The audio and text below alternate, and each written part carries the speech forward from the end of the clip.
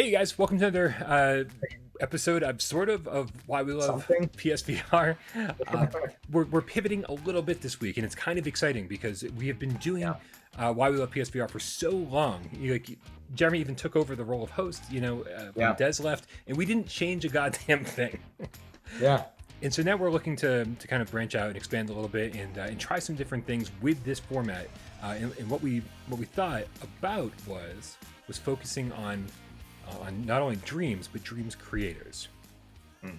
So that being said, Jeremy, what dream creator did we decide to focus on this week?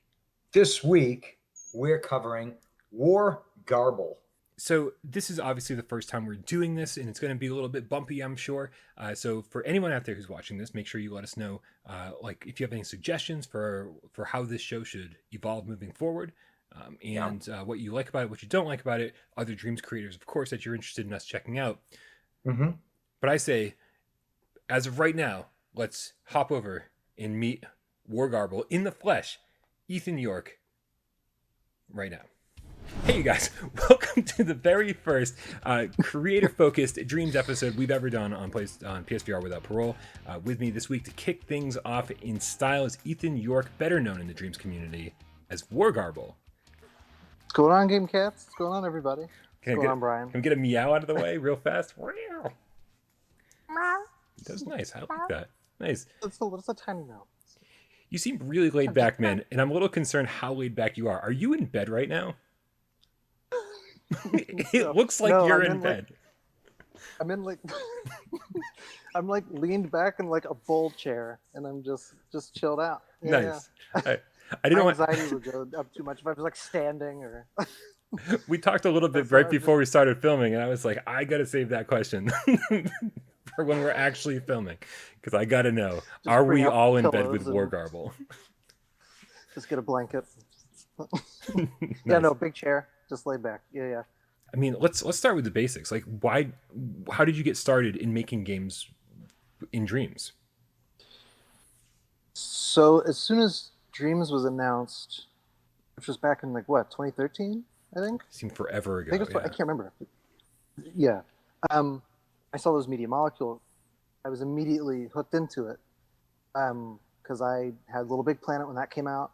I loved that, even though my creations in that were terrible. I just did a lot of goofy stuff. I put rockets on everything that made no sense, and I didn't make games. It was just nonsense. And then obviously, I love Tearaway. I've always been a fan of their work. Yeah. And then as soon as I saw them tease Dreams, I saw a lot of people were kind of confused about it at first. I kind of got what they were trying to showcase, that this thing that you could make anything that you wanted. And then obviously as they showed more, that turned out to be the case, and it was just immediately day one. Whenever this comes out, I'm just yes. Because I've always for Dreams, I do Photoshop paintings. I've taught myself animation a bit. I've always been into creating stuff in general. And I've always wanted to mess with 3D work. And then Dreams allows that. It allows you can do your own films, you can do still work, which I do a lot of still art. And then obviously make your own games, all that sort of thing. Make your own music, so whole music software in that. It's it's crazy. And then I was lucky enough to get a part of the beta when that happened. Immediately hopped on that. I just jumped on that immediately, and I was just I have to support this, and it turned out to be great because I trust Media Molecule. They know quality about stuff, about their games and stuff. There's always quality there. Yeah, you said you like paintings and working in 3D. And when you do a search for your name in Dreams, when you search for Wargarble, it comes up with 194 Dreams creations. That's a lot, man. I was like, Yeah. I don't know how to prepare for this interview because there's going to be so much stuff to get through. And then I quickly realized they were maybe 3 or 4 games, and about 190 stills, scenes. Yes, it's because Dreams is so even for people who don't think they're creative or don't have a background on art, I'd still 100% recommend Dreams. They made it super intuitive, especially compared to other programs that are out there. Other stuff I think is way more, in my opinion, it's way more complicated. Photoshop can be more complicated if you get into that, and then Blender even though Blender's free, I've heard even a lot of people who use it still think it's complicated. Dreams simplifies that, where just use a controller and do it. And it takes getting used to, of course, like everything. And developing any skill just takes patience. It's just taking the time to do it. You're not going to make something great, the next day. I know a lot of people get frustrated with that, and I understand, but you just got to hang in there. And my best advice I'm going to give is just do it. Like, just pick the controller up and go. And also, I kind of going off here a little bit, but like, I use the DualShock for everything I do. Really? All the animations for drawing. Yeah, I don't use the moves. I love the moves, but they intimidate me a bit because there's so many shortcuts with them of like tapping like the top to the bottom of one that does something, and it's like a whole slew of stuff. And when you get that down, it can be really fast and like super precise. Trust me, I was going through and I was looking at as much of your portfolio, I guess you call it, as I could before the show. But of course, the things I was focusing on were definitely the games.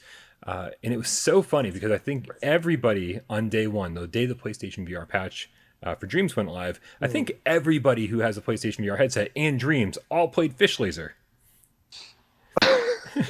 Like that. Fish Laser is such a weird one, man.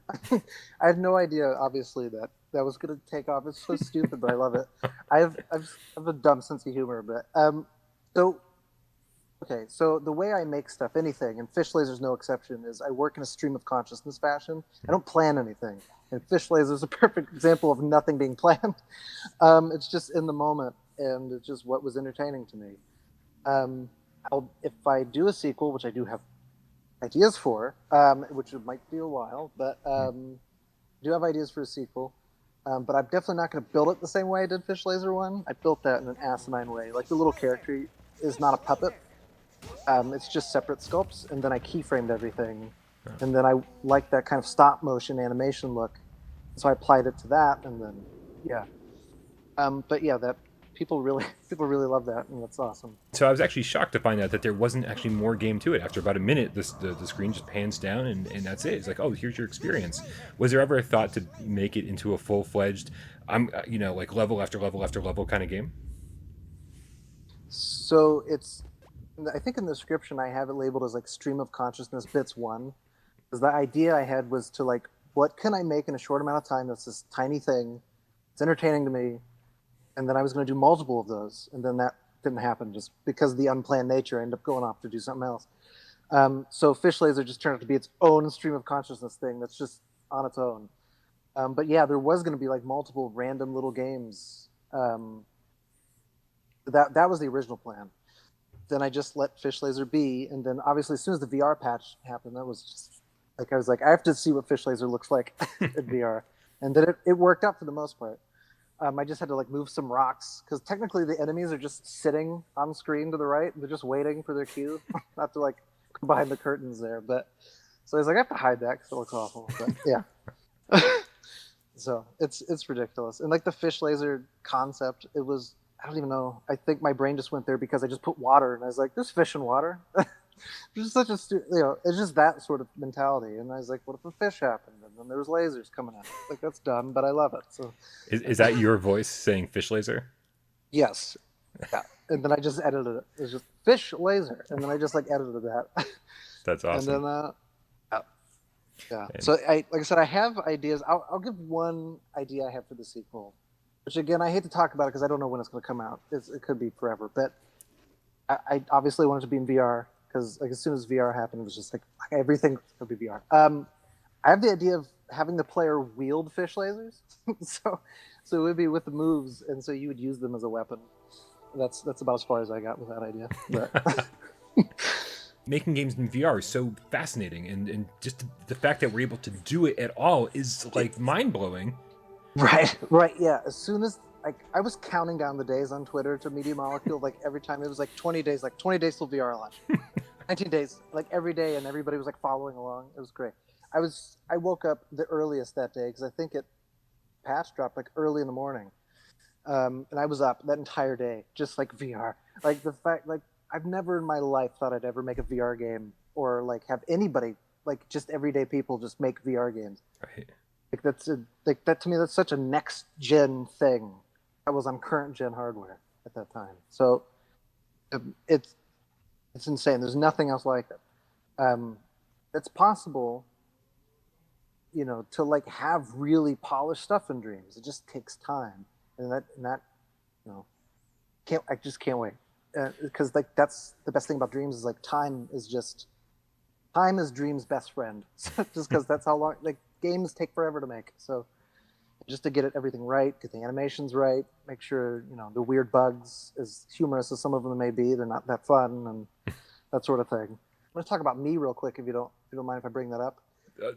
Me as in your game. The game Me. Yeah, Yes. I also want you to talk about you, but we can talk about me first. That sounds egotistical. So the game Me, like, since I was so hyped for the VR patch, I was like, I want to make just a little game to help make that time go by fast because it was like Christmas, waiting on Christmas to me. I was like, I'm going to work on a little game, and I have no idea what it was going to be. I knew it was going to be some sort of platformer. I had no idea. And actually, to show my stream of consciousness way, if you go to the first level in Me and you press pause, the options button or whatever, and it brings up the menu, and it'll actually tell you the name of the scene you're in. The name of it I've actually left as Fish Laser 2 teaser because I was trying to work on a teaser for Fish Laser 2, but it turned into Me. It turned into something completely different. And so I was working on that, and then I was trying to keep it in mind for VR, like I wanted to scale to come through and all that sort of thing. And then VR hit, and I was hoping it'd be done in time, and I can't remember if I released it the day after or the week after. Can't remember.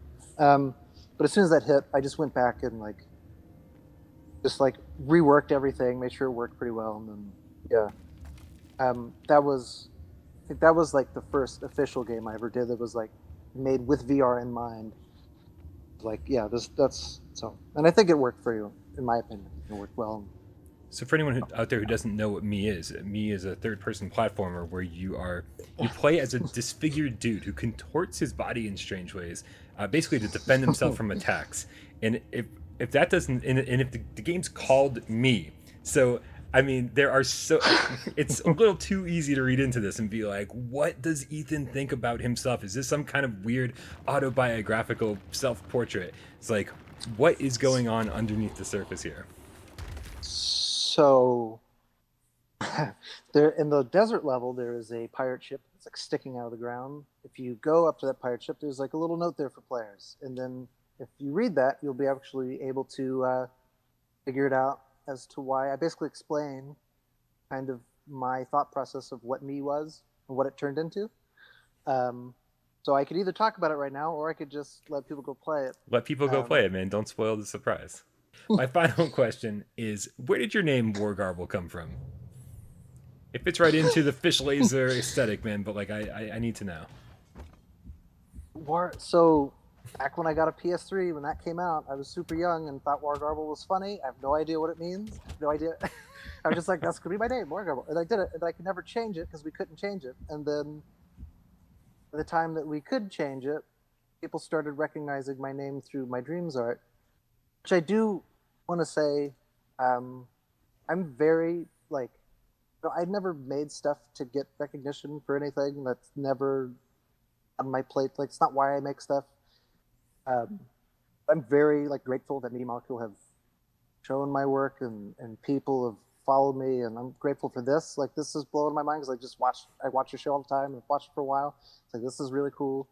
I'm really grateful for all of that stuff. I'm glad people find joy in what I do. And my advice that I really do want to give to the Game Cats and anybody else who want to get into creating Dreams is just make stuff for yourself. Have fun with it. Don't try to have getting noticed be an end goal because this stuff's unpredictable. Like, my mind's still blown that Me was even shown in an official PlayStation blog. That was crazy. So, and that, again, it's not something I intended. It's just, if everybody hated my work or didn't give me any attention, Fish Laser would still exist. All my art would still exist. This would still exist. So my advice is just do that for yourself. Enjoy what you're doing. Don't worry about all that other stuff. All that other stuff's bonus. and just have patience and have fun with it. All right, dude. Thank you again. I loved hanging out and actually getting to talk to you face to face. It's always nice seeing you in the Discord and like hanging out there. Yeah, But absolutely. this was special to me. So thank you very much. Special to me as well. Thank you. And we're back. And we're and we're back. Dude, right off the bat, dreams. A lot of dreams, especially when a lot of first time dreams creators or people who spend maybe a limited amount of time in dreams. I don't want to like overgeneralize because I haven't actually made anything in dreams myself, but there is a look about dreams. There's that cotton candy look when Yeah. But some games don't feature that at all, and I always find it fascinating when you find a game that doesn't look anything like that. That kind of Yeah. somehow circumvents the dreams look. And so when I played Fish Laser, I was like, this doesn't look like anything else in dreams. All right.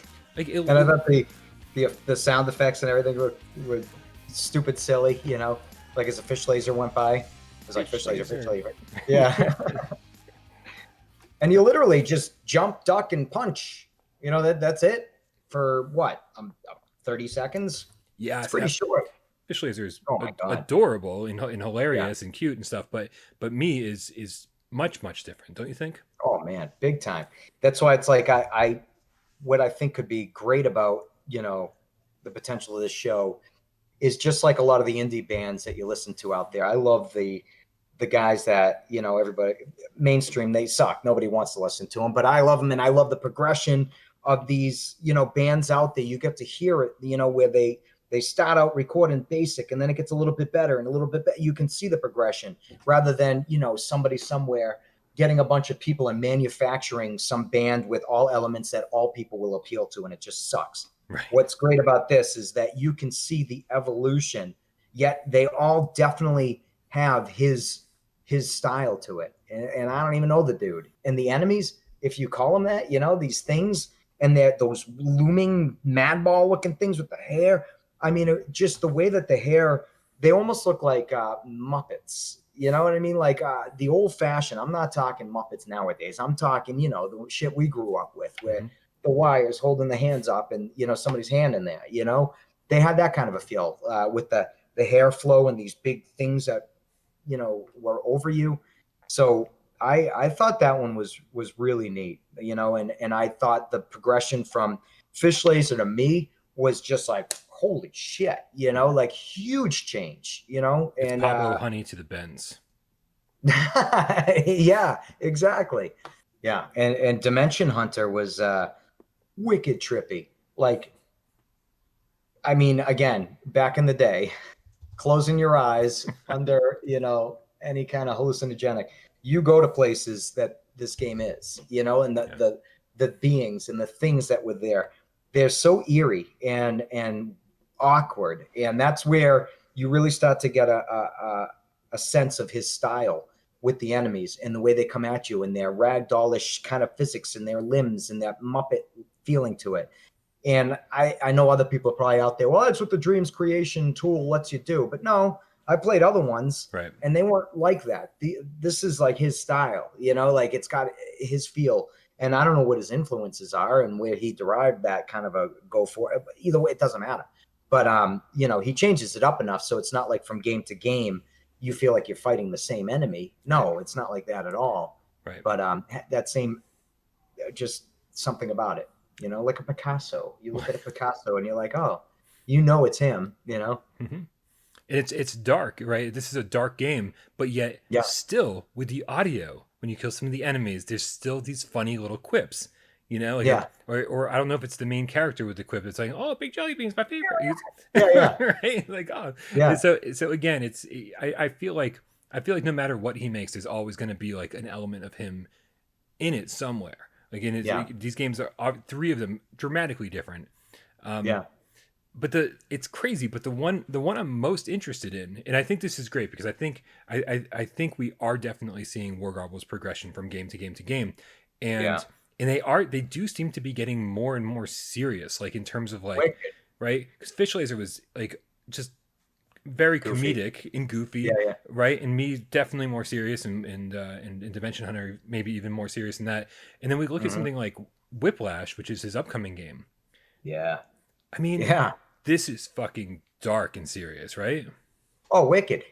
And look at, I mean, I don't know if you're going to be able to show footage Yeah, of absolutely. that upcoming title, but my God, look at the progression right there with the gun. Now he's got bullets, shells coming out of the gun after he shoots. The environments are really dense and solid and don't have that cotton candy effect to it, at least from what Right. I'd seen in the videos.